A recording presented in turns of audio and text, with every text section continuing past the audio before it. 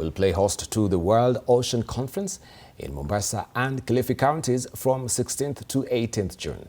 In an exclusive interview with TV47, United Nations Environment Program Executive Director Inga Anderson said this. For Kenya specifically, 2 million people rely on the ocean directly, and of course it brings in significant income to the country.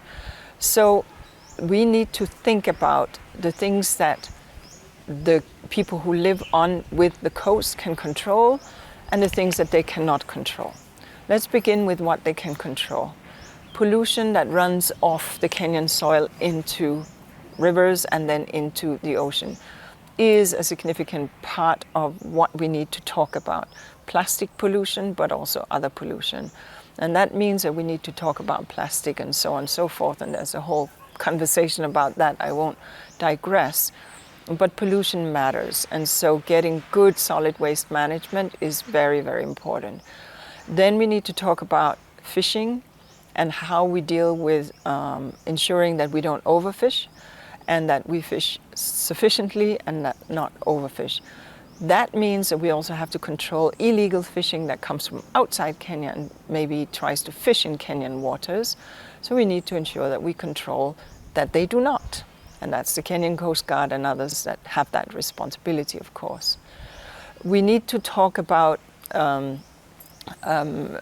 what is happening outside of the individual citizens' control. Global warming. Now, global warming is happening, and it means that the ocean is warming. And that means that some of the fish species that are there today will not be there tomorrow because they will seek cooler waters, which will mean that they will move to a place where it's cooler or warmer, depending on which currents they live on. That's a problem, which is why we have to keep pushing at the global level on climate change.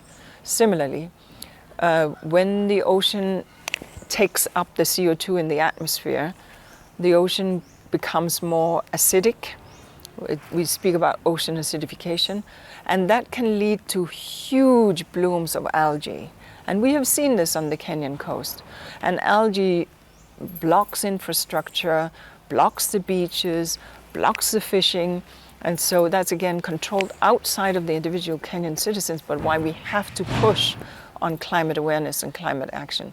So, but I will never blame the coastal communities for any of these problems. I think that there is a whole story to be told about climate action at the global level and a whole story to be told about pollution at the national level, where it takes everybody to clean up and to make sure that we have the infrastructure that we need to protect from pollution as well as from the climate impacts.